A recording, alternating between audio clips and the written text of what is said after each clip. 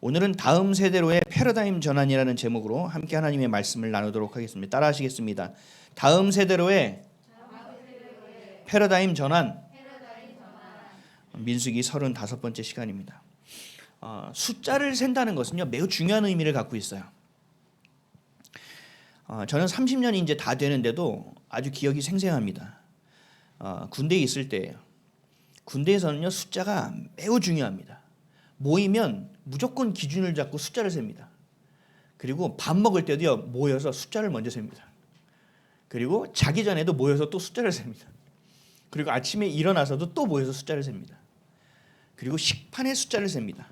그리고 숟가락에 숫자를 셉니다. 그리고 총에 숫자를 셉니다. 총이 다 있는가. 그리고 나중에 사격을 하고 나서 탄피 있잖아요. 그 껍데기에 숫자까지 셉니다. 내가 10발을 쐈으면 10개를 다 찾아내야 됩니다. 하나라도 잘못되면 오리걸음이고 군기를 잡습니다. 숫자를 세는 것이 굉장히 중요해요. 이게 군의 기본이에요. 이것이 군기의 기본이에요. 너무나 중요한 사실이죠. 왜요? 매우 중요하기 때문이에요. 왜요? 언제 전쟁을 치를지 모르기 때문에 그래요. 우리는 뭐 내일 하면 안 되면 모레 하지 뭐 이렇게 되지만 군대는 그렇게 되지 않아요. 오늘을 위해서 준비된 곳이 군대예요. 오늘 당장 전쟁이 터졌을 때 투입되는 것이 군대고 그 안에서 싸우러 나가는 것이 군대이기 때문이에요. 항상 바짝 긴장하고 준비되어야 있어야 합니다. 오늘 본문을 보면 하나님께서는 바알보알 사건이 끝나자마자 인구조사를 명령하십니다. 20세 이상 싸움에 능히 나가 싸울 수 있는 자, 전쟁에 나가 능히 싸울 수 있는 자, 그 숫자를 지파별로 계수하라고 말씀하십니다. 뒤에 보면 본문을 보면 알겠죠. 미디안과의 전투를 위해서 또 가나안 땅에 들어가는 것을 위해서 하나님께서는 매우 중요한 일이라고 여기셨기 때문입니다. 숫자를 센다는 것은 매우 중요한 거예요. 성경에서 우리가 그 계보가 나올 때 누가 누구를 낳고 누가 누구를 낳고 막 그냥 넘어가잖아요. 그렇잖아요. 매우 중요해요. 숫자도 그렇습니다. 성경에 기록된 것은 중요하기 때문에 기록되어 있는 거예요. 예수님이 더 많은 기적을 일으켰지만 그 하나님의 구속사 안에서 맥을 같이 할 수 있는 수준으로 하나님께서 간결하게 주신 거예요. 더 많아요. 아주 간결하게 주신. 그러니까 성경에 있는 것은 반드시 필요한 것만 주님께서 담아두셨다라는 거죠. 오늘은 그 매우 필요하고 매우 중요한 인구 계수를 왜 하셨는가? 그 내용에 대해서 우리 함께 하나님의 말씀을 나눠보도록 하겠습니다. 1절에서 4절을 우리 다시 한번 읽어볼까요? 1절에서 4절 시작. 연병 후에 여호와께서 모세와 제사장 아론의 아들 엘르아살에게 말씀하여 이르시되 이스라엘 자손의 온 회중의 총수를 그들의 조상의 가문을 따라 조사하되 이스라엘 중에 20세 이상으로 능히 전쟁에 나갈 만한 모든 자를 계수하라 하시니 모세와 제사장 엘르아살이 여리고 맞은편 요단가 모압 평지에서 그들에게 전하여 이르되 여호와께서 애굽 땅에서 나온 모세와 이스라엘 자손에게 명령하신 대로 너희는 20세 이생된 자를 계수하라 하니라. 아멘. 어디서 많이 들어본 것 같지 않으세요? 그렇죠? 그 이전에 이미 계수를 한번 했죠. 그게 민수기 1장 1절에서 3절이에요. 제가 읽어드릴게요. 이스라엘 자손이 애굽 땅에서 나온 후 둘째 해 둘째 달 첫째 날에 여호와께서 시내 광야 회막에서 모세에게 말씀하여 이르시되 출애굽을 하고 시내산에 머무르다가 이제 광야로 진입하기 전에 계수했다는 얘기예요. 2절 너희는 이스라엘 자손의 모든 회중 각 남자의 수를 그들의 종족과 조상의 가문에 따라 그 명수대로 계수할지니 이스라엘 자손 중 20세 이상으로 싸움에 나갈 만한 모든 자를 너와 아론은 그 진영별로 계수하되. 그리고 1장 45절 46절에 그 계수한 숫자의 합이 나와 있어요. 이같이 이스라엘 자손이 그 조상의 가문에 따라 20세 이상으로 싸움에 나갈 만한 이스라엘 자손이 다 계수되었으니 계수된다는 자의 총계는 60만 3,550명이었더라. 아멘. 아주 정확하죠. 매우 정확해요. 오늘 본문을 통해서 가나안 땅을 향하기 위해서 한 인구조사, 그리고 시내산에서 광야를 행군하기 전에 한 인구조사의 숫자를 비교하면 되게 재밌습니다. 제가 이걸 성경을 보고 다 찾아가지고 해봤더니 나중에 보니까 인터넷에 다 정리가 되어 있더라고요. 이것을 다 이렇게 하나하나 따져봤어요. 우리가 볼 거는 두 가지인데 첫째는요 숫자의 변동이에요. 전체 숫자는 거의 변동이 없어요. 이게 따져보니까 한 1820명이 줄었어요. 근데 60만, 200만을 전체 숫자로 봤을 때는 거의 아주 적은 숫자에 불과해요. 대조해 봤더니 어떤 지파는 숫자가 좀 늘은 지파가 있고 어떤 지파는 현격하게 숫자가 줄은 지파도 있었어요. 거의 대부분 비슷했어요. 출발할 때 그리고 도착했을 때는 갭의 시간의 갭은 38년이에요. 38년 동안 1820명이 줄은 거는 정말 줄은 것도 아니에요. 굉장히 많은 일이 있었고 또 먹을 것도 없었고 어쨌든 간에 그 숫자가 거의 똑같은 숫자로 유지됐다는 것만 봐도 굉장히 기적과 같은 일이에요. 놀라운 은혜가 있었다는 거죠. 가장 많이 줄은 지파는요, 시므온 지파예요. 무려 37,100명이 줄었습니다. 이 숫자는요, 므낫세 지파 전체를 합한 숫자보다 많은 숫자예요. 어마어마하게 줄었다는 얘기죠. 59,300명이던 시므온 지파가 22,200명으로 줄었어요. 이거 왜 그랬냐면요, 사건 때문이에요. 우리가 지난주 살펴봤던 바알보올 사건 때문이에요. 전염병이 돌기 시작했죠. 바알을 섬겨서. 근데 그때 어떤 지파의 족장 하나가 그 대낮에 전염병으로 죽어가는데 자신의 집에 이방 여인, 미디안 여인을 데려와서 음란한 짓을 하고 있었죠. 그때 비나스가 칼을 찔러 죽였단 말이죠. 그때 죽은 자가 시므온 지파의 리더였어요. 그러니까 우리가 이렇게 추정해 볼 때는 시므온 지파가 아마 바알보올 사건에서 굉장히 많이 개입된 것이다. 그리고 그들이 제일 많이 심판당한 것으로 보인다. 그래서 이렇게 므낫세 지파보다 훨씬 더 많은 숫자가 죽었다라는 얘기예요. 르우벤 지파의 숫자도 한 2,000명 이상이 줄었어요. 이거는 보면 고라의 반역 기억하시죠? 다단과 아비람, 르우벤 지파의 애들이 같이 동참했던 사건. 그들이 거기서 많이 죽었다는 얘기예요. 유다 지파는요, 출발할 때나 도착해서 또 들어갈 때나 모든 지파 중에 가장 많은 숫자를 계속 유지하고 있습니다. 7만 명이 넘습니다. 그리고 가장 많이 늘은 지파는 므낫세 지파예요. 출발할 때는 32,200명이었는데 도착할 때는 무려 52,700명이 됩니다. 이 지파별로 보면 되게 재밌어요. 근데 다 조금씩 늘었어요. 몇 개 지파 빼고는. 근데 중요한 것은 광야길을 그렇게 38년 동안 걸었음에도 불구하고 하나님을 대적하지 않은 자들의 숫자는 비등비등하거나 늘어났다는 얘기예요. 먹을 것도 없어요. 그리고 광야는요, 낮에는 매우 더워요. 밤에는 매우 추워요. 그리고 물도 없어요. 그리고 이들에게는요, 제대로 된 의료 체계도 없어요. 뭐 의원이 한 명이라도 있었을까요? 거의 다 노동자 출신일 거예요. 아마 그 안에서 뭐 민간요법 좀 하는 사람이 있었겠죠. 군사 훈련을 받은 자도 사실은 없었어요. 숫자는 계속하지만 이들이 뭐 싸울 줄도 몰라요. 먹을 것도 없어요. 근데 이들이 38년 동안 인구의 숫자가 거의 변하지 않았다는 얘기는요, 정말 하나님의 은혜가 있었다는 얘기예요. 하나님이 보호하고 지켜줬다는 얘기예요. 우리가 지금까지 살펴본 것처럼 그들의 신발이 해지지 않고 옷이 떨어지지 않았다고 얘기하고 있어요. 그 정도로 하나님이 이 백성을 끝까지 지키시고 보호하시고 입히시고 먹이셨다는 증거가 바로 그 숫자에 있다는 얘기예요. 하나님이 이들을 하겠다고 하시면 끝까지 하시는 거예요. 그러니까 우리가 볼 때 지금이 너무 힘들고 믿음으로 내가 돌파한 줄 알았더니 또 어려움이 오고 또 이것도 해결한 줄 알았더니 더 큰 어려움이 오니 야, 이거 하나님이 살아계신가? 하나님 도대체 나한테 왜 이러신가라는 생각을 하게 되지만 결국 끝에 가서 우리가 뒤를 돌아보면 하나님의 은혜가 고스란히 담겨 있다는 것을 우리가 알게 된다는 거예요. 그러니까 우리가 해야 될 일은 뭐예요? 여기서 주는 메시지는 낙심하지 말라는 거예요. 어떤 상황 가운데서도 배도하고 배교하고 하나님 배신하는 행동을 하지 말고 끝까지 신뢰함으로 걸어내라는 거예요. 그럴 때 하나님은 그 숫자를 고스란히 데리고 가시겠다는 얘기죠. 그것이 38년이 됐든 380년이 됐든 관계없이 하나님은 하나님의 일을 하시겠다라는 얘기예요. 낙심 말고 끝까지 주님을 신뢰하는 저 여러분 되시기를 주님으로 축복합니다. 둘째로 살펴볼 수 있는 것은요, 전체 인구의 수는 그렇게 큰 변동은 없었어요. 근데 그 숫자는 전부 다 교체됐어요. 그 인구는 여호수아와 갈렙을 빼고는요 완전히 다 교체된 거예요. 완전 전환된 거예요. 한 명도 살아남아서 그 광야, 그 약속의 땅 앞에 서 있는 자가 없다는 얘기예요. 민수기 26장 64절에서 65절에 이렇게 말씀하십니다. 모세와 제사장 아론이 시내 광야에서 계수한 이스라엘 자손은 한 사람도 들지 못하였으니 이는 여호와께서 그들에게 대하여 말씀하시기를 그들이 반드시 광야에서 죽으리라 하셨습니다. 이러므로 여분네의 아들 갈렙과 눈의 아들 여호수아 외에는 한 사람도 남지 아니하였더라. 아멘. 전체 숫자는 거의 비슷하게 하나님이 은혜를 가지고 데려왔는데 그 사람이 아니라고요. 그 다음 세대라고요. 완전히 새로운 세대예요. 여기서 의문이 들 수 있어요.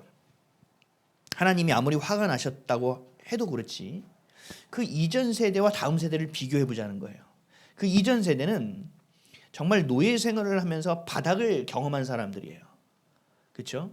근데 그 안에서 모세를 통해서 하나님의 10가지 재앙을 통해서 그 애굽에서 이집트에서 섬기는 모든 신을 하나님께서 꺾으시는 모습을 두 눈으로 다 본 세대예요. 그렇죠? 그리고 홍해를 가르고 하나님께서 그들을 구하시고 그 무자비한 이집트의 그 병거를 물로 덮으시는 장면을 그들은 눈으로 보았어요. 그리고 그 광야에서 하나님이 주시는 만나를 먹었고 그 반석에서 물을 내시는 경험이 있다는 거죠. 그리고 옷도 신발도 해지지 않는 엄청난 은혜를 경험한 것이 그 아비 세대였어요. 근데 하나님은 이 엄청난 은혜를 경험한 아비 세대는 다 광야에 묻으시고 새로운 세대를 데리고 들어가셨다는 얘기죠. 그만큼 이들이 행한 것이 악하다라고 볼 수도 있지만 여기에선 매우 중요한 영적 메시지가 들어있어요. 우리가 아무리 큰 경험, 은혜의 경험을 했고 하나님이 살아계시다는 정말 압도적인 은혜를 경험했다고 하더라도 지금 내가 주님을 그렇게 여기지 않는다면 소용없다는 얘기예요. 이거 굉장히 무서운 얘기입니다, 여러분. 내가 죽을 병이 걸렸어요. 예를 들어서. 근데 의사들이 다 포기했어요. 근데 하나님이 말도 안 되게 고쳐주신 거예요. 그래서 의사도 깜짝 놀라고 다 깜짝 놀라요. 이게 정말 상상할 수 없는 은혜를 경험한 거죠. 근데 그때는 내가 정말 하나님이 전부라는 고백을 누구나 하겠죠. 근데 시간이 지나면서 그것이 과거가 돼버린 거예요. 내가 그 은혜를 주신 하나님이 나에게 생생히 살아계신 하나님이고 내가 오늘도 그분과 함께 걷는 것이 아니라 내 것이 섞여버리고 하나님의 은혜가 희석돼 버리는 삶이 되어 있다면 그 상상할 수 없게 경험했던 그 놀라운 은혜는 아무 의미가 없다는 얘기예요. 지나간 은혜로 살아가는 것이 아니라 오늘 내가 너에게 주는 은혜로 살아가라는 하나님의 영적 메시지예요. 하나님은요 어제나 오늘이나 영원토록 동일하신 분이고요. 과거에 안주하는 것을 절대로 싫어하시는 분이에요. 우리가 회개하기 위해서 과거를 회개하는 것 외에 과거를 돌아가는 거 하나님 정말 싫어하세요. 내가 왕년에는 말이지, 내가 예전에는 말이지, 내가 정말 옛날에 정말 내가 어떻게 예배를 드렸냐면 내가 진짜 주님을 얼마나 사랑했냐면 이런 거 다 필요 없다고요. 하나님 그런 거 필요 없다고 여기신다고요. 왜요? 지금 너의 모습이라는 거죠. 지금 네가 어떤 상태냐는 거예요. 지금 네가 지금 나를 믿고 있느냐는 거예요. 바로 내가 너의 호흡을 끊고 데려가도 너 올 수 있냐는 거예요. 이 정도로 매일매일을 살아가라는 거예요. 과거에 매몰되지 말라는 거예요. 과거를 향하지 말라는 거예요. 이게 하나님의 성품이에요, 여러분. 우리가 신학적으로 얘기할 때 속성이라고 얘기하는데 이게 하나님의 속성이에요. 하나님은 절대로 백이 없어요. 하나님 절대로 뒤로 돌아가는 거 없어요. 이게 여러분들이 생각에서도 분별할 수 있는 거는 단어로도 분별할 수 있고 말씀으로도 분별할 수 있지만 이것이 백인지를 보세요. 그럼 명확하게 분별돼요. 이게 내가 다시 과거로 돌아가는 건가? 내가 앞으로 걷는 건가? 이걸로만 봐도 명확하게 분별돼요. 하나님의 것은요 뒤로 가지 않아요. 하나님의 것은요 무조건 앞으로 가요. 지나간 은혜로 사는 거 아니에요. 오늘의 내가 너에게 주는 은혜로 살아가라는 거예요. 하나님의 속성이에요. 왜요? 하나님은 오늘도 그 이전보다 더 많은 것을 내어줄 수 있는 분이거든요. 오늘도 살아 역사하시는 분이시거든요. 우리가 이거와 똑같은 거예요. 여러분 만나를 하나님께서 주시잖아요. 근데 처음에 사람들이 만나를 좀 더 얻어보겠다고 또 안 줄 수도 있으니 집에 가서 쟁여놨거든요. 그랬더니 어떻게 됐어요? 썩어버리죠. 하나님 말씀하세요. 그날의 만나는 그날 취하라고 말씀하신 거죠. 하나님의 것은 그날 경험하라는 거예요. 오늘을 경험하라는 거예요. 내일 주실 것을 그러니까 기대할 수밖에 없게 되는 거죠. 그러니까 우리는 걸음은 힘들어도 한 발짝 떼면서 앞으로 가게 되는 거예요. 이게 하나님이 하시는 일이에요. 어떤 경험이 없어도 상관없는 거예요. 이전에 내가 하나님을 만났던 압도적인 경험 없어도 되는 거예요. 지금 내가 어떻게 되냐는 거예요. 사실 이전에 있었던 거는요, 지금의 내가 있기 위해서 만들어지기 위해서 매우 중요한 거죠. 지금의 내가 있기 위해서. 지금의 내가 있는 이유는 뭐예요? 내일의 내가 있기 위해서예요. 그래, 지금의 내가 있기 위해서 있던 것을 계속 휘감고 또 써먹고 또 써먹을 이유는 없다는 거예요. 여기까지라는 거예요. 여기까지 왔으면 됐다는 거예요. 자, 오늘은 오늘 것에 족하게 보라는 거예요. 그래서 내일 일을 내일 염려하라고 말씀하시는 거예요. 네가 염려해봐야 그 킬 한 잔 더 할 수 없다는 거예요. 앞으로 가라는 거예요. 그래서 하나님은요, 그 누구와도 일하실 수 있어요. 어제 회심했어요. 오늘 하나님이 신학교 보낼 수도 있는 거예요. 우린 모르는 거라고요. 하나님이 일주일 전에 회심한 자를 교회 리더로 세울 수도 있는 거예요. 그건 모르는 거라고요. 하나님의 일하심의 그 은혜를 마음껏 부어주시는 은혜를 내가 오늘 받아먹을 준비가 돼 있냐는 거예요. 오늘 담을 수 있는 마음의 준비가 돼 있냐는 거예요. 내 것을 가득 채우고 들어와 있으면 아무것도 안 된다는 거죠. 그래서 우리에게는 소망이 있는 거예요. 이전 것은 지나갔어? 나도 내가 다시 새거줄 수 있으니까. 우리 어렸을 때 기억나세요? 아이스크림 먹다가 떨어뜨린 경험 없으세요? 소세지 먹다가 떨어뜨린 경험? 한 입도 못 먹어 떨어뜨리면 어떻게 돼요? 정말 이 안에서 뜨거운 눈물이 올라오죠. 눈물이 뜨거워요 이렇게. 기억 안 나세요 어렸을 때? 네. 좋은 사람이 있어서 환불 받을 수도 있죠. 근데 그래서 우리 안에 있어요. 제가 며칠 전에 써먹었어요. 야, 떨어져도 괜찮아. 3초만 해줬으면 괜찮아. 그래서 저희 여행 갔다가 쥐포가 떨어졌는데 빨리 이렇게 먹었어요. 3초 만에 먹으면 괜찮아. 하나님은요 그런 거 상관없는 거예요. 그래? 버려. 내가 다시 줄게. 떨어진 거 가지고 계속 밀어. 거의 지나갈 때마다 저 자국이 내가 떨어뜨린 자국이었어. 저 소세지가 내가 먹을래다 못 먹을 소세지였어. 이런 거 하지 말라는 거예요. 이런 지지공상 떨지 말라는 거예요. 하나님은 오늘도 그 은혜보다 더 큰 은혜를 주실 수 있어요. 소세지를 2개 줄 수도 있고 소프트 아이스크림 한 달 이용권을 주실 수도 있는 분이라고요. 그 기계를 갖다가 집에 채워 넣으실 수 있는 분이라고요. 관계없는 거라는 거예요. 중요한 건 뭐예요? 지나가는 것이 아니라 오늘의 것에 집중하라는 거예요. 앞의 것을 보라는 거예요. 하나님은 그걸 원하신다는 거예요. 한 걸음 한 걸음 그렇게 걷기를 원하신다는 거예요. 그래서 그 수많은 너무나 압도적인 은혜를 경험한 이전 세대도 지금 너의 마음이 아니니 아니라는 거예요. 그러나 지금 다음 세대는 아무것도 경험하지 못하고 바보같이 웃고 있어도 괜찮다는 거예요. 그건 내가 할 수 있으니까, 내가 줄 수 있으니까. 너희 마음 나 따라올 거야? 오케이. 너희 내가 줄 거 가져갈 거야? 오케이. 그 마음을 보신다는 거예요. 그러니까 우리의 하루하루의 수많은 선택 안에서의 수많은 결단이 얼마나 내 삶에 치명적이고 얼마나 놀라운 영향을 끼친다는 걸 여러분 아셔야 된다는 거예요. 오늘 그냥 오늘만 이렇게 하지.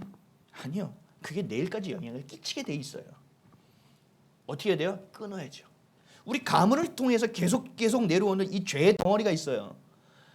정말 때리지 말아야지. 가정폭력 아니면 술 뭐가 계속 내려와요.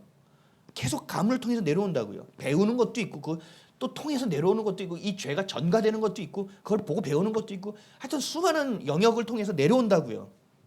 어떻게 해야 돼요? 어쩔 수 없어. 아니요. 내 때에 끊으라고요. 내가 자녀에게 가장 좋게 줄 수 있는 선물이 그거예요. 저도 지금도 제 안에 안 좋은 것들과 계속 싸워요. 왜요? 목회하기 위해서 아니에요. 그건 하나님이 하시는 일이죠. 내 자녀에게 그거 주지 않으려고 그러는 거예요. 계속 싸우는 거예요. 그 선택과 그 생각에서. 탯줄이 연결되어 있듯이 영적 탯줄이 연결돼서 얘들한테 고스란히 가기 때문에 그거를 끊어내려고 노력하는 거예요. 사랑하는 성도 여러분, 명확하게 인식하셔야 돼요. 명확하게. 그리고 경계해야 돼요. 오늘의 은혜를 사셔야 돼요. 아멘이십니까? 내일을 기대해야 돼요. 절대로 과거를 돌아가지 마세요. 하나님이 절대 원하는 게 아니에요. 그거 딱 되면 여러분들 인식이 여기서 불이 딱 켜져야 돼요. 이놈들 봐라. 이렇게 돼야 돼요. 하나님은 우리의 마음을 감찰하십니다. 우리의 생각을 들여다보고 계십니다. 근데 근데 우리가 이런 설교를 들으면요, 나는 아닐 거라고 철석같이 믿어요. 그래서 다른 사람을 생각해요. 우리 집에 있는 누구를 생각하고 누구를 생각하고, 아니요, 나부터 봐야 된다고요. 내가 되면 다 될 수 있어요. 근데 이게 참 어렵죠. 점검해야 돼요. 여러분, 비행기가요, 출발할 때 정비를 굉장히 오래 해요. 비행기가 딜레이 되는 건 날씨 때문에 딜레이 되건가, 정비가 늦어지면 딜레이 돼요. 근데 어제 떴던 비행기를 왜 또 정비하냐고요. 아니, 어제 안전했다고, 아주 쌩쌩하게 날랐다고, 나온 지 얼마 되지도 않은 비행기라고. 근데 오늘 왜 또 점검하냐고요. 바본가요, 사람들이? 아니죠. 매일 점검을 해야 되는 거예요. 왜요? 자동차는 고장나면 그냥 쓰면 그만이에요. 비행기는요, 그냥 끝이라고요. 그만큼 민감한 거예요. 생명에 연결되어 있기 때문에.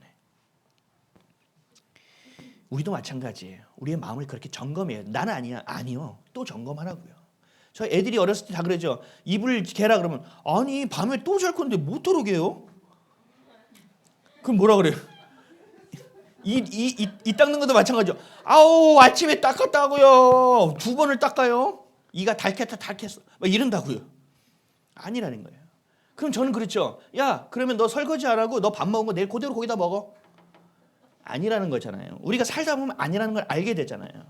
우리의 마음도 똑같아요. 점검해야 돼요. 다시 봐야 돼요. 다시 씻어내야 된다고요. 잠언 21장 2절에서 이렇게 말씀하세요. 사람의 행위가 자기 보기에는 모두 정직하여도 여호와는 마음을 감찰하시느니라. 아멘. 나는 괜찮아. 나는 하나님 앞에 거리낌 없어. 나는 하나님이 정말 사랑하니까. 아니요, 그 정도 수준으로 안 된다고요. 주님 앞에 나와서 감찰하시는 주님께 내 마음을 열어 보여줘야 된다고요. 이 감찰하다는 원어를 보면요, 그냥 인식하는 수준이 아니에요. 어떤 나의 생각과 어떤 마음을요, 저울에 이렇게 달아보는 거예요. 그래서 이렇게 보고 눈금까지 다 볼 정도로 명확하게 알고 계시다는 거예요. 우리의 생각과 우리의 마음을. 하나님은 그렇게 보고 계시다는 거예요. 그러니까 이게 넘어가나 안 넘어가나, 이게 잘하나 못하나, 가만 안 둬, 막 이런 차원이 아니라고요. 얘가 정말 나의 사랑하는 것, 세상을 향하나, 나를 향하나, 정말 생명을 향하나, 죽음을 향하나, 이것을 하나님께서는 아주 명확하게 선명하게 계속 보고 계시다는 얘기예요. 이게 은혜라고요. 하나님과 친밀하지 못한 자는요, 하나님 너무 답답하다, 깝깝하시네, 이게 생각하지만 하나님과 친밀하고 사랑을 경험한 자는 은혜로 여겨져요. 아, 하나님 나를 그렇게 사랑하시는구나. 하나님 나를 너무 예뻐하시는구나.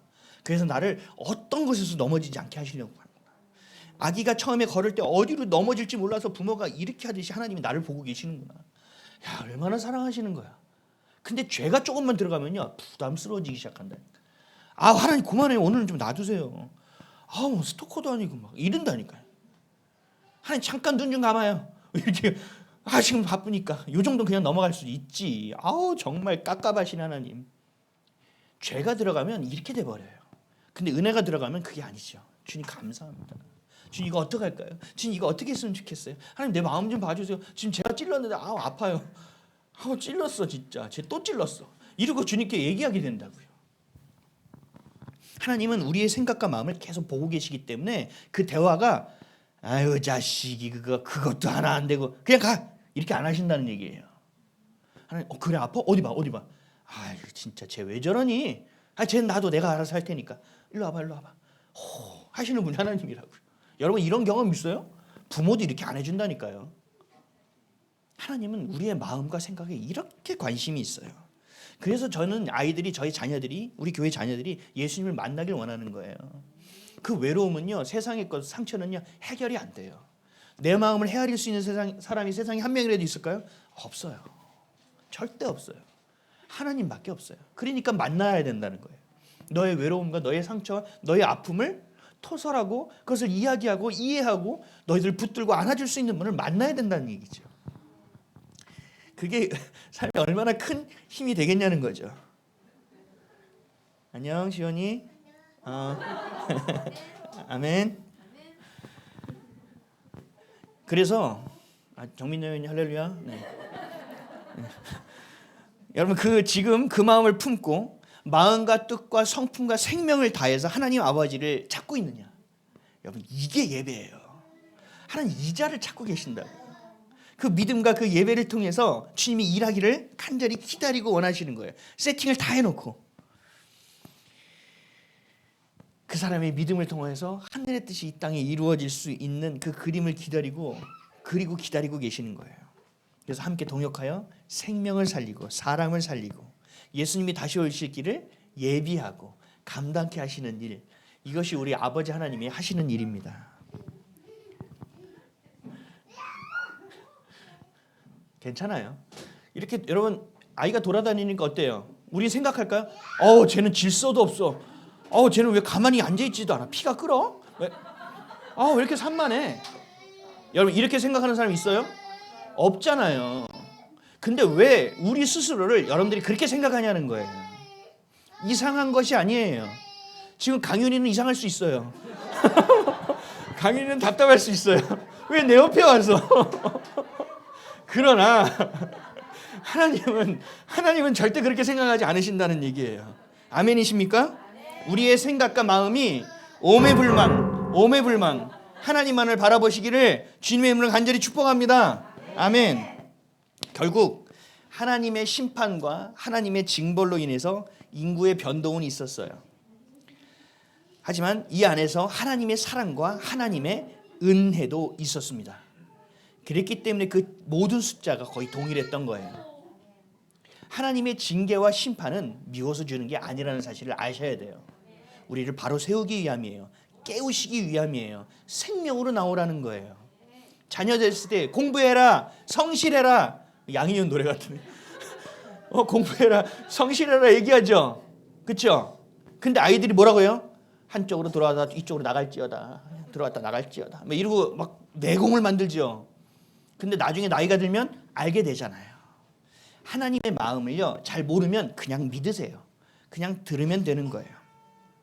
동일한 인구, 하나님의 약속이 그대로 성취되는 것을 우리 눈으로 목도합니다. 우리도 하나님 그렇게 하시는 거예요. 오늘 본문 51절에서 56절 함께 읽겠습니다. 시작. 이스라엘 자손의 계수된 자가 60만 1730명이었더라. 여호와께서 모세에게 말씀하여 이르시되 이 명수대로 땅을 나눠주어 기업을 삼게 하라. 수가 많은 자에게는 기업을 많이 줄 것이요 수가 적은 자에게는 기업을 적게 줄 것이니 그들이 계수된 수대로 각기 기업을 주되 오직 그 땅을 제비 뽑아 나누어 그들의 조상 지파의 이름을 따라 얻게 할지니라. 그 다소를 막론하고 그들의 기업을 제비 뽑아 나눌지니라. 아멘. 할렐루야. 하나님이 인구조사를 시키신 이유는 두 가지예요. 아까 전에 우리가 나눈 것처럼 전쟁을 준비하기 위함이에요. 둘째는 기업을 나눠주기 위함이에요. 그 인구 숫자에 비례해서 지파의 숫자가 많으면 많이 주고 적은 자에게는 기업을 적게 주라는 거예요. 왜 하나님은 인구 비례로 땅을 주실까? 물론 복받은 지파가 인구가 많아질 수밖에 없죠. 하나님을 배신하고 배도한 자들은 인구가 줄을 수밖에 없죠. 물론 그 뜻도 있어요. 근데 제비 뽑는 것도 있잖아요. 하나님이 그 땅을 그냥 주시는 것이 아니죠. 제비를 뽑아서 나누는 것이 아니라 제비 뽑는 것에서 인구 수대로 땅을 다시 나누라고 말씀하시는 거거든요. 차지하라고. 결국은 뭐예요? 이만큼이 우리 땅이야 라고 하나님이 주셨으면 오케이 내 거야가 아니죠. 가서 싸워야 돼요. 가서 차지해야 돼요. 하나님 근데 좀 치사하지 않아요? 약속의 땅까지 와가지고 다 나눠가지고 인구 수대로 해서 지파별로 제비를 다 뽑아놓고 우리 보고 싸우래.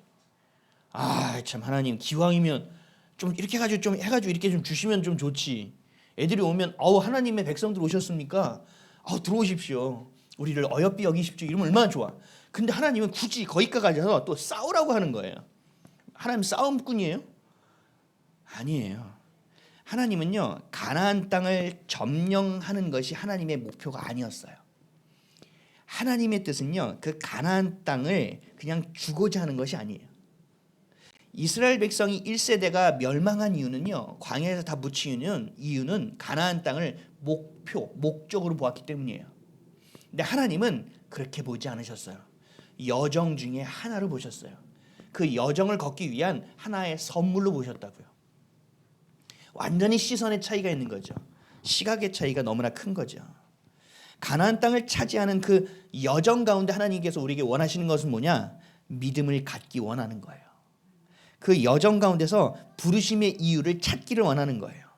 그리고 그 여정 가운데서 하나님만 의지하는 법을 배우길 원하시는 거예요. 이게 하나님의 목적이에요. 많은 사람들이 가나안 땅에 들어가야 돼, 이 정도에 이루어야 돼, 여기까지는 해야 돼 라고 목표를 세운 거에 목숨을 건다고요. 하나님은 그렇게 하지 않으세요. 하나님의 우리에게 주시고자 하는 건요, 우리의 수준에 머무르지 않아요. 더 커요, 여러분. 하나님은 리밋이 없어요. 근데 누가 늘 해요? 내가 한다는 얘기죠. 하나님 뭘 보세요? 그 여정 가운데 너의 믿음이, 너의 수준이, 너의 생각이, 너의 마음이 나의 것으로 되어서 너희가 생명 살릴 준비가 돼 있냐는 거예요. 네 그릇이 복받을 준비가 돼 있냐는 거예요. 내가 복을 떼어서 너에게 던져줬고 너의 그릇에 채웠을 때 네가 엇나가길 원하지 않는다는 거예요. 내가 너에게 참으로 좋은 것을 주었을 때 네가 망가지는 모습은 보고 싶지 않다는 거예요. 내 복이 복이 돼야지 이 복이 저주가 되게 해서는 안 된다는 얘기예요. 그래서 하나님이 하시는 일은 뭐예요? 그 그릇이 그릇다워지는 일을 원하시는 거예요. 믿음으로 사는 자, 하나님만 의지하고 사는 자. 그래서 광야에서 배운 건 하나밖에 없지요. 주님이 가면 따라가고, 주님이 멈추면 멈추고, 주님이 주시면 먹고, 주님이 주시면 기뻐하고. 어떻게 보면 너무나 똑같은 일을 너무 오랜 세월을 반복시켰단 말이죠. 그럼에도 불구하고 안 되는 거예요. 인간의 이 죄가 얼마나 무서운지를 알아야 돼요. 하나님은 가나안 땅을 주시는 것으로 끝내시는 것이 아니에요. 그 가나안 땅에서 온전한 하나님의 축복을 맛보게 하신다는 거죠. 그 친밀함의 관계로 나아가기를 원하신다는 거죠. 너무 좋지 않아요? 가나안 땅은요, 그냥 하나님이 거쳐가게 하는 하나님의 선물 중에 하나예요. 우리가 볼 땐 너무 대단한 것으로 보이지만, 뭐 학생 때는 대학 좋은 대학, 직장 좋은 거, 뭐 좋은 배필 막 생각하죠. 이건 여정이에요. 중요한 건 뭐예요? 하나님의 나라에 있어요. 본향에 가는 것에 있다고요. 그럼 모든 것이 여정이잖아요. 그럼 여정 가운데서 주님께서 원하시는 건 뭘까요? 믿음을 갖길 원하시는 거예요. 그 여정 가운데서 부르심의 이유를 찾기를 원하시는 거예요. 그 여정 가운데서 우리 안에 믿음이 생기기를 원하시는 거예요. 이 여정 안에서 주님과 친밀한 자가 되기를 원하시는 거예요. 그 본향이 아버지 집에 갔는데, 여러분 진짜 생각해 보세요. 내가 호흡이 끊겨서 주님의 나라에 갔다고 생각해 보세요. 근데 예수님이 딱 기다리고 계세요. 뛰어야 될까? 걸어야 될까? 가만히 있어봐. 좀 나를 안 보시는 것 같은데 저기 걸어가야 되나? 이런 생각하면 폭망한 거예요 이미. 예수님 딱 보고 아버지, 예수님 하고 뛰어갈 수 있어야 돼요. 그 정도가 되는 것이 우리의 삶의 여정에서 돼야 된다는 거죠. 내가 예수님을 그만큼 사랑할 수 있는 것이 이 땅의 이 삶의 여정에서 돼야 되는 거예요. 이게 안 되면 안 돼요, 여러분. 주님을 사랑하기 때문에, 너무 사랑하기 때문에, 내 모든 것을 내어줄 만큼 사랑하기 때문에 주의 뜻대로 살아갈 수 있게 되어지는 거예요. 뭐 율법을 지키고 뭐 구원받기 위해서 지키는 거 이거 안 돼요, 인간의 의지로는. 근데 이 전 세대는 가나안 땅 자체가 전부였다고요. 그러니까 하나님을 알아가기는커녕 뭘 해요? 불평과 원망만. 아니 저기 줬으면 가게 하면 되는 거지, 왜 이렇게 힘들게 돌려? 전혀 이해할 수 없는 거죠. 많은 사람들이 지금 이 이스라엘 백성처럼 착각한다라는 거예요. 그래서 늘 뭘 구해요? 하나님의 능력을 구해요. 하나님의 능력을 구하는 것은 잘못된 것이 아니에요. 우선순위가 잘못됐어요. 하나님과의 관계가 아니라 그 능력을 구하는 거예요. 우리가 세상 일이 다 그렇거든요. 세상 일은요, 성취해야 돼요. 업적을 남겨야 돼요. 내가 여기서부터 여기까지 하면 여기까지 다 해야지 오늘 끝나는 거예요. 여기까지 다 해야 한 달을 살아가는 거예요. 이만큼 벌어야 오늘을 살 수 있는 거예요. 그러니까 성취지향적이 되고 일 중심이 될 수밖에 없어요. 세상 것은 다 그래요. 모든 것은. 왜요? 하나님과 완전히 반대이기 때문에. 근데 하나님은 완전히 반대예요. 관계를 먼저 만드세요. 이 일이 되든 되지 않든 이건 관계하지 마. 신경 쓰지 마. 이건 내가 할 거니까 너 나와 같이 얘기하자는 거예요. 너 내 옆에 있으라는 얘기예요. 너 내 마음을 아냐는 얘기예요. 그러니까 세상 사람 볼 때 이게 이해가 안 되는 거죠. 교회를 다니면서도 하나님을 믿는 자들 중에서도 이 일중심의 사람이 너무 많아요. 교회 와서도 그러니까 일중심이에요. 하나님의 얼굴을 구하는 게 first예요, 여러분. 하나님의 얼굴을 먼저 구해야 돼요. 하나님을 만나는 것이 먼저라는 거죠. 그렇기 위해서는요, 하나님이 아닌 것을 다른 것을 내 목표의 수단으로 삼고 내 욕심을 채우려는 수단으로 삼았던 그 우상을 제하는 회개가 따라와야 돼요. 그러니까 하나님의 얼굴을 구하는 것이 첫 번째고 여호와께 돌아와야 되는 거예요. 이게 회개예요. 이게 두 번째고 그 다음 세 번째가 하나님을 아는 것이 되어야 돼요. 이게 가장 신앙의 근본이에요. 우리가 믿음의 원리를 봤었지만 그 믿음의 원리에 그 뿌리에 있는 거예요. 첫 번째가 뭐라고요? 하나님의 얼굴을 구하는 거예요. 능력은요, 이렇게 할 때 능력은 있게 되어 있어요. 예수의 이름으로 명하노니 떠나가라 그러면 그냥 떠나가나요? 아니에요. 그건 주문이 아니에요. 내가 진짜 주님을 사랑하는 만큼, 내 안에 주님이 계신 만큼, 나를 통치하고 다스리시는 만큼 그 능력이 있게 되는 거예요. 아멘이십니까? 호세아 6장 1절에서 2절에 이렇게 말씀합니다. 오라 우리가 여호와께 돌아가자. 여호와께서 우리를 찢으셨으나 도로 낫게 하실 것이요 우리를 치셨으나 싸매어 주실 것임이라. 여호와께서 이틀 후에 우리를 살리시며 셋째 날에 우리를 일으키시리니 우리가 그의 앞에서 살리라. 아멘. 여호와께 돌아오는 것이 먼저예요, 여러분. 그분과의 관계를 구하십시오. 그래야 죄가 보여져요. 그래야 회개할 수 있고 주님께 돌아올 수 있어요. 욥기 42장 4절에서 6절에 이렇게 욥이 회개합니다. 내가 말하겠사오니 주는 들으시고 내가 주께 묻겠사오니 주여 내게 알게 하옵소서. 내가 주께 대하여 귀로 듣기만 하였사오나 이제는 눈으로 주를 배웠나이다. 그러므로 내가 스스로 거두어드리고 티끌과 재 가운데에서 회개하나이다. 아멘. 회개하는 자는 또 뭘 하게 되어 있어요? 하나님의 얼굴을 구하게 되어 있어요. 하나님 나를 낫게 하십시오. 이전으로 회복시키십시오. 이런 능력을 구하지 않잖아요. 하나님 내가 주를 알기를 원합니다. 내가 주 앞에 서기를 원합니다. 주님 내가 티끌과 재 가운데서 회개합니다. 이렇게 구하게 돼 있어요. 친밀함으로 나아갈 수 있게 되었어요. 시편 27편 8절에서 9절에 다윗이 이렇게 고백합니다. 너희는 내 얼굴을 찾으라 하실 때에 내가 마음으로 주께 말하되 여호와여 내가 주의 얼굴을 찾으리이다 하였나이다. 주의 얼굴을 내게서 숨기지 마시고 주의 종을 노하여 버리지 마소서. 주는 나의 도움이 되셨나이다. 나의 구원의 하나님이시여 나를 버리지 마시고 떠나지 마소서. 아멘. 하나님과 친밀했던 이 구약시대의 신약시대와 같이 주님을 예배했던 이 다윗이 가장 먼저 한 것은 뭐예요? 주님의 얼굴을 찾는 일이었어요. 힘들 때. 그리고 나서 뒤에 보면 줄줄이 회개해요. 얼굴을 찾는 것이 먼저예요. 주님의 면전 앞에 서는 것이 먼저라고요.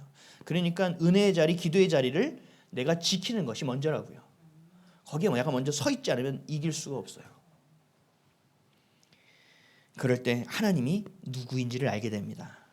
하나님이 원하시는 것이 뭔지 알게 되고 우리를 향한 그 사랑과 그 열정이 얼마나 대단하고 큰지를 깨닫게 돼요. 그때 우리의 정체성은 막 회복되기 시작합니다. 호세아 6장 3절에도 이렇게 고백합니다. 그러므로 우리가 여호와를 알자. 힘써 여호와를 알자. 그의 나타나시면 새벽빛같이 어김없나니 비와 같이 땅을 적시는 늦은 비와 같이 우리에게 임하시리라 하니라. 아멘. 할렐루야. 여러분 여호와를 이렇게 알기를 원하십니까? 아멘이십니까? 그럴 때 하나님의 능력은 우리에게 당연한 것이 돼요. 자녀가 부모에게서 받는 것은 자연스러운 것이 돼야 돼요. 하지만 부모와 자녀의 관계가 거래가 되어서는 안 됩니다. 그래서 참 어려운 거예요. 야 이거 하면 이거 해줄게. 이런 거래 한 번쯤은 다 해보셨을 거예요. 저도 해봤고요. 저도 지금도 하고 있어요. 어려운 일이에요. 근데 이거보다 더 중요한 건 뭐예요? 친밀한 관계가 돼야 돼요. 그냥 같은 공간에 거하니까 가족이 아니에요. 가족은 친밀한 거예요. 그래서 서로의 눈을 보고 서로의 감정을 헤아릴 수 있어야 되고 서로가 서로에게 의지할 수 있어야 되고 서로가 서로를 내어줄 수 있어야 돼요. 이게 가족인 거예요. 하나님과 우리도 마찬가지예요. 하나님의 마음을 내가 알아야 되는 것이고 그 기도 안에서 하나님의 마음이 느껴져야 되는 것이고 하나님은 내 마음을 다 감찰하고 알고 계시는 거죠. 그러니까 우리가 그 친밀함 가운데서 기도할 수 있는 거예요. 친밀함 가운데서 만남을 이룰 수 있는 거예요. 그리고 의지하고 신뢰할 수 있는 것입니다. 사랑하는 성도 여러분, 가나안 땅은 그저 살아가고 가는 여정에 불과합니다. 근데 그 여정이 어떤 여정이죠? 하나님과 함께하는 여정. 그래서 하나님을 알아가는 여정, 나를 알아가는 여정이에요. 어떻게 보면 하나의 선물이라고 볼 수 있어요. 선물을 주고받는 것만 관계는 아니에요. 친밀함과 신뢰함이 있어야 되고 마음을 터놓을 수 있어야 돼요. 호흡이 닿는 그날 내가 예수님 향하여 뛰어가 안길 수 있어야 돼요. 우리의 삶을 살펴봐야 합니다. 목표에 혹시 목숨을 걸고 있지는 않습니까? 목표가 삶의 대부분의 시간을 차지하고 있는 것은 아닙니까? 목표를 이루기 위해 혹시 하나님이 필요한 것은 아닙니까? 이것은 완전히 거꾸로 가는 인생입니다. 모든 것을 다해 나를 아끼고 사랑해 주시는 그분께, 내 아버지께 마음과 뜻과 성품과 생명을 다하는 것이 우리의 인생이 되어야 합니다. 그분과 함께하는 것이 좋고, 그분을 누군가에게 소개하는 것이 좋고, 그분이 함께하며 일하는 그 역사하심을 경험하는 것이 좋아야 돼요. 주님과 함께하는 것이 기뻐야 돼요. 나를 외롭게 하지 않으시는 분, 나를 홀로 고아와 같이 버려두지 아니하시는 분, 삶의 허망함을 느끼지 않게 하시는 분, 내게 삶의 이유를 허락해 주시는 분, 그 모든 여정 가운데 함께 슬퍼하고 함께 기뻐하고 나와 동행하시는, 하루도 떠나 있지 아니하시는, 졸지도 주무시지도 아니하시는 동행하시는 분, 그 성령님과 함께함이 좋아야 돼요. 그래야 우리의 마음과 생각이 전환될 수 있습니다. 그래야 다음 세대로의 패러다임의 전환에 여러분들이 참여할 수 있습니다. 세대가 전환된다는 것은요, 그냥 이전 세대, 지금 세대, 나이로 전환되는 게 아니에요. 내가 하나님께 가까이 있는 자와 그렇지 않은 자가 섞어지는 것일 뿐입니다. 이스라엘 백성들의 부모 세대는 가나안 땅에 들어가지 못했습니다. 하지만 여러분들은 반드시 입성하시기 바랍니다. 여러분들과 함께 자녀의 세대를 붙들고 그 땅을 가시길 바랍니다. 반드시. 제가 이스라엘 가서 쫓겨나올 때 이렇게 다짐했어요. 예루살렘 땅을 못 밟았거든요. 그때 바꿨던 환전된 달러가 이만큼 있어요. 왜요? 예루살렘에서 쓰려고 아꼈거든요. 근데 예루살렘 땅을 못 밟았어요. 그러면서 제가 그 버스에서 이렇게 제가 안에서 선포하고 주님께 기도했어요. 하나님, 내가 예루살렘 땅은 못 밟지만 하나님의 나라는 밟아야 되겠습니다. 하나님, 반드시 하나님의 본향의 땅은 밟은 자가 되게 하여 주십시오. 사랑하는 성도 여러분, 우리에게 광야는 여정입니다. 우리에게 가나안 땅은 선물입니다. 제일 중요한 건 뭐예요? 그분과의 동행입니다. 주님과의 교제입니다.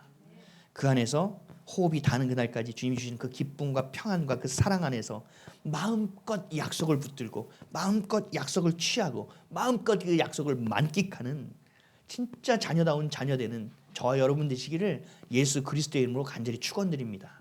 기도하겠습니다.